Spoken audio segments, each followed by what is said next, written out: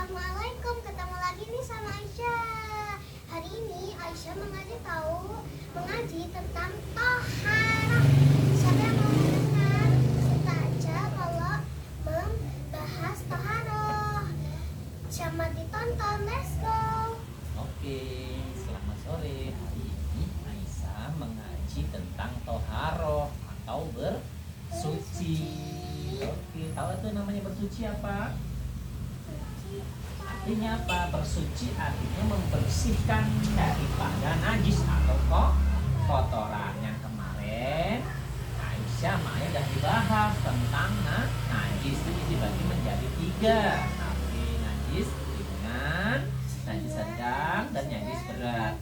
Sekarang bagaimana cara membersihkannya? Sekarang dengan namanya toharoh atau bersuci. Ya, apa yang digunakan untuk bersuci? Yang kita bahas di sini adalah air. Iya, adalah air ya. Oke, air yang digunakan buat bersuci atau membersihkan daripada hadas. Nah, Aisyah dengerin dulu ya. Di sini untuk air yang syarat-syaratnya yang digunakan untuk bersuci ada berapa? Di sini kita bahas ya, air yang berasal dari sumber asli. Ya. Apa itu sumber asli? Ada 7 air yang dapat digunakan untuk bersuci. Yang pertama air apa? Air hujan. Terus air apa lagi? Air kali. Apa lagi? Air sumur. Dan kali sumur. Tadi apa lagi? Air apa? Mata air. Apa lagi? Air embun. Tahu embun? Yang pagi-pagi itu embun. Oke, terus air laut, dan satu kali lagi adalah air es atau salju. Itu bisa digunakan untuk bersuci, membersihkan hadas atau najis. Oke, ya. Terus syaratnya apa air-air tadi yang digunakan? Yang pertama, ya, tidak berubah sifatnya. Artinya apa? Nah, sifat di sini bau dan rasa. Nah, contohnya begini, airnya kemasukan atau air Fanta, atau Sprite, Fanta warna atau air apa namanya sirup. Nah, tidak bisa digunakan.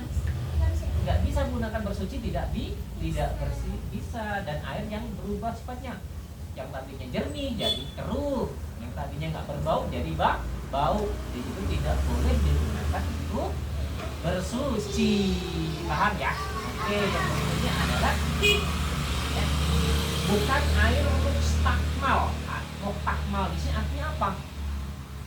Bekas air, bekas yang digunakan untuk bersuci. Ya. Karena bagaimana?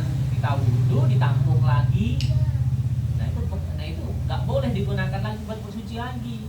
Harus air murni, air bersih. Itu namanya muktamal, air bekas.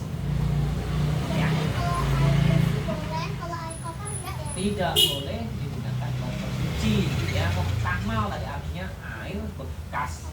Ya. Oke, berikutnya lagi di sini bukan air najis. Artinya apa air najis tersebut? Air najis artinya air yang tidak mencukupi digunakan untuk bersuci. Ya, di sini syaratnya 2 kulah atau 216 liter kurang lebih. Ya, itu misalkan yang begini, air cenderungan najis nih, kotor, tapi dia tidak memenuhi sifatnya, ukurannya tidak terpenuhi 1-2 kulah tadi, tidak boleh digunakan. Karena kenapa? Syaratnya harus memenuhi syarat 2 kulah atau air yang kecenderungan najis. Itu tidak boleh digunakan. Dengan syarat tadi harus 2 kulah, ukurannya kurang lebih 216 liter. Banyaknya lebih dari itu boleh ya. Oke, saya paham nggak tentang bersuci? Apakah saya mau tanya? Boleh tentang air yang digunakan untuk bersuci atau toharoh. Yuk silakan. Apa? Yuk. Air yang kotor itu jenis airnya apa aja?